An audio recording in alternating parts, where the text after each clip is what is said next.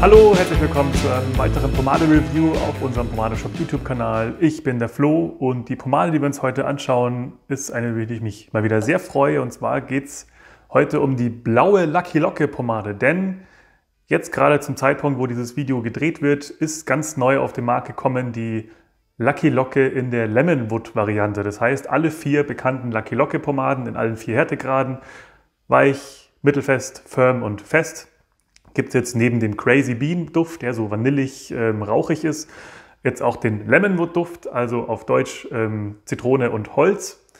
Beziehungsweise ich finde, dass auch bei dem Duft so eine leichte rauchige Unternote mit drin ist. Und jetzt ist es bei mir auch so, wer noch die Lucky Locke von vor ein paar Jahren kennt, da gab es nämlich auch den Crazy Bean Duft und als Alternative den sogenannten Authentic Man, der so einen maskulinen Aftershave-Duft hatte, so klassisches Oldschool-Aftershave so ein bisschen. Und ich finde, so Grundnoten von diesem Authentic Man-Duft damals findet man auch hier drin. Also jedenfalls habe ich die wieder in der Nase, wenn ich das so rieche. Vielleicht war einfach in diesem Authentic Man-Duft auch ein gewisser Anteil holzig und ein gewisser Anteil Zitrone. Kann ich mir sehr gut vorstellen, wenn ich das so rieche.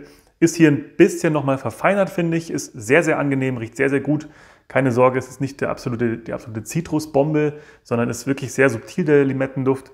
Für mich ist das holzige, so leicht rauchige mehr im Vordergrund. Das ist sehr, sehr angenehm und eine schöne Alternative zu dem sehr süßen, vanilligen Crazy Bean Duft. Und ich habe jetzt hier die blaue Lucky Locke, das ist die weiche von diesen 4, die weichste, die weiche Pomade. Das heißt, die mit dem wenigsten Halt, aber dafür mit dem stärksten Glanz. Wir haben schon andere Lucky Lockes auf unserem Kanal Review, zum Beispiel die schwarze, die festeste, die sieht jetzt hier oben, das Review von Max reinkommen. Und ja, anlässlich, dass ich jetzt hier die Lemonwood ganz frisch bekommen habe, mache ich natürlich jetzt endlich mal das Review auch von der blauen. Und vielleicht fällt euch dem einen oder anderen schon was auf. Die schaut so groß aus, die Dose in meiner Hand, wo doch eigentlich meine Mit-Reviewer bis jetzt immer diese kleine Dose hatten, jedenfalls von der neu aufgelegten Lucky Locke, die es seit 2022 wieder gibt.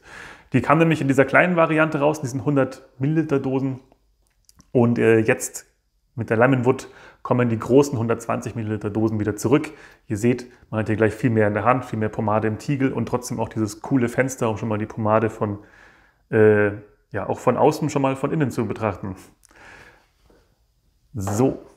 Generell, ich bin riesen Lucky Locke Fan. Lucky Locke war für mich immer eine der allercoolsten Homebrew-Pomaden, weil die Haptik von der so nah dran ist an der klassischen Oldschool-Pomade wie keine andere. Nämlich die sind so richtig schön zäh und klebrig, zeige ich euch jetzt auch gleich. Und ich fand es damals sehr schade, als die vom Markt verschwunden ist.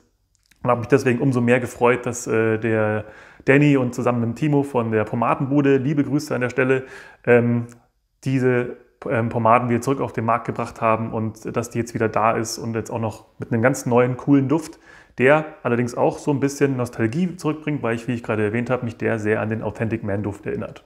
So, die wende ich jetzt mal für euch an, aber ihr kennt mich vielleicht, wenn ich eine übersättigte Pomade schmiere, möchte ich leicht feuchte Haare haben, deswegen mache ich mir erstmal ein Hair Tonic ins Haar. Ihr könnt auch Wasser nehmen, aber in dem Fall nehme ich lieber das Jerry's Hair Tonic ohne Öl. Das ist eines meiner absoluten Lieblings-Hair Tonics. Macht einfach einen schönen Duft schon mal, ist aber trotzdem sehr dezent, hält sich dann im Vergleich zum Pomadeduft eher im Hintergrund. Und ich möchte mir einfach so eine leichte Grundfeuchte ins Haar machen, damit die Haare besser sich legen lassen und die Pomade sich auch ein bisschen leichter einarbeiten lässt. Deswegen mache ich jetzt so eine leichte Kopfmassage, ist sehr, sehr angenehm. Trägt die Durchblutung an und ich habe diesen schönen klassischen Barbershop-Duft, so ein schöner, sauberer, aber sehr dezenter Duft von den Jerry's jetzt hier um mich rum. Jetzt mal kurz die Hände abtrocknen, dann Ring weg, sonst geht der voller Pomade. Und dann gehen wir mal in die Pomade rein. Ihr seht eine schöne goldgelbe Masse. Und wenn ich mir so die Rückseite gerade anschaue, lese ich euch gleich mal die Inhaltsstoffe vor. Denn die sind so, wie sie bei einer klassischen Pomade sein sollen. Recht überschaubar, aber man hat einfach Klassiker drin wie Vaseline, Bienenwachs, Lanolin, Jojobaöl oder der Mexikaner sagt Jojobaöl und Parfüm. Und danach kommen einfach noch Bestandteile aus dem Parfüm. Das heißt, einfach absolut klassische Inhaltsstoffe, Wachse, Öle und einfach sehr, sehr viel Haarpflege in diesem wunderbaren Produkt und sehr viel Natürlichkeit eben. Wenn wir jetzt reingehen, kriegen wir genau das, was wir von einer weichen, übersättigten Pomade erwarten. Mein Finger geht hier durch wie Butter mit kaum Widerstand Und jetzt zeige ich euch mal, was ich vorhin gemeint habe mit dieser Klebrigkeit. Das haben ja deutsche Homebrews oft mal so ein bisschen so, dass sie eher so cremig, wachsig werden. Allerdings mit der Lucky Locke war es damals die mir erste bekannte Homebrew-Pomade auf dem deutschen Markt, die auch diese zähe Klebrigkeit hinbekommen hat. Inzwischen können es auch ein paar mehr, zum Beispiel Michael Gillard hat es mit seinen G-Pomaden auch geschafft oder auch die Diridari-Pomaden haben durch den hohen Lanolinanteil auch eine sehr gute Klebrigkeit. Aber die Lucky Locke war für mich damals schon immer so, das ist die klebrige deutsche Homebrew. Der Breakdown, super easy, super geschmeidig, geht sofort in den Haaren zu einer in den Händen wird es sofort zu einer richtig schönen, geschmeidigen, homogenen Masse. Und dann gehen wir mal rein ins Haar. Und das geht auch super easy. So eine weiche Pomade streift sich ja immer ganz leicht an den Haaren ab.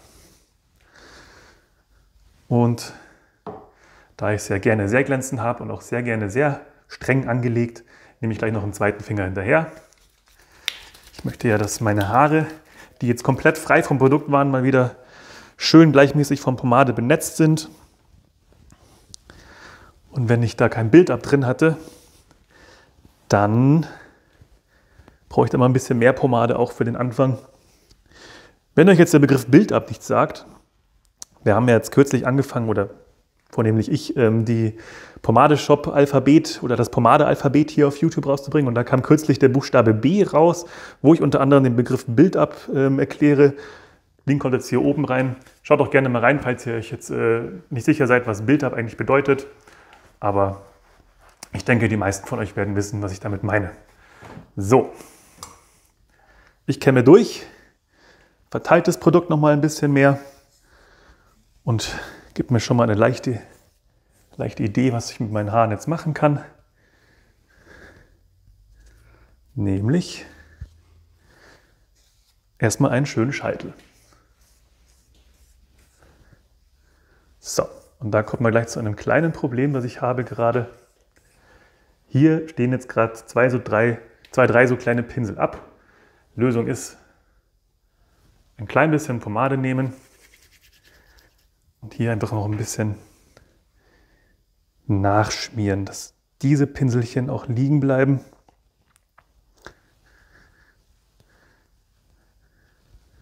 So.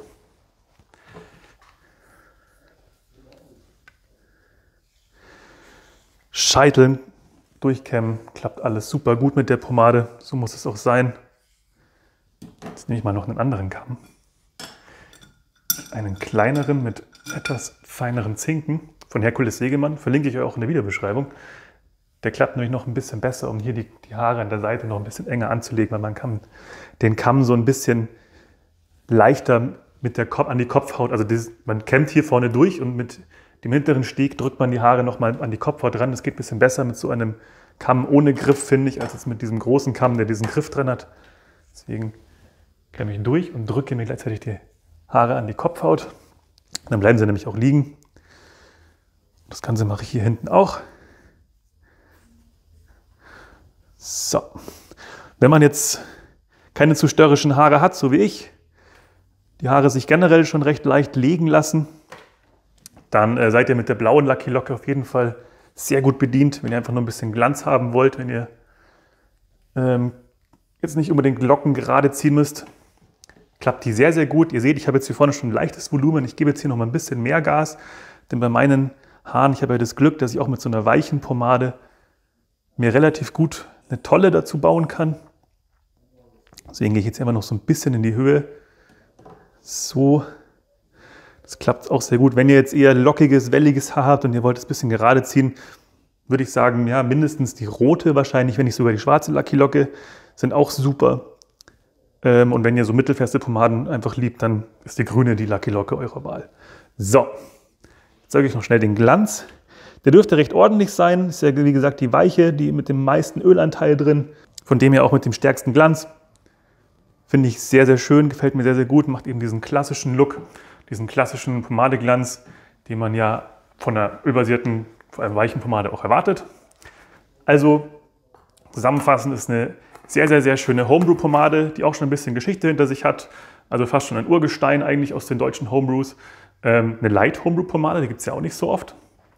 und gefällt mir persönlich einfach schon seit Jahren richtig, richtig gut. Und deswegen bin ich jetzt mega froh, dass Danny und Timo die zurück auf den Markt gebracht haben und wir sie euch auch wieder anbieten dürfen. Mega froh wäre ich auch, wenn ihr natürlich den Pomade-Shop-Kanal abonniert, falls ihr es noch nicht getan habt. Und wenn ihr einen Kommentar unten da lasst, falls ihr Fragen habt oder eure Meinung zur Lucky Locke kundtun möchtet.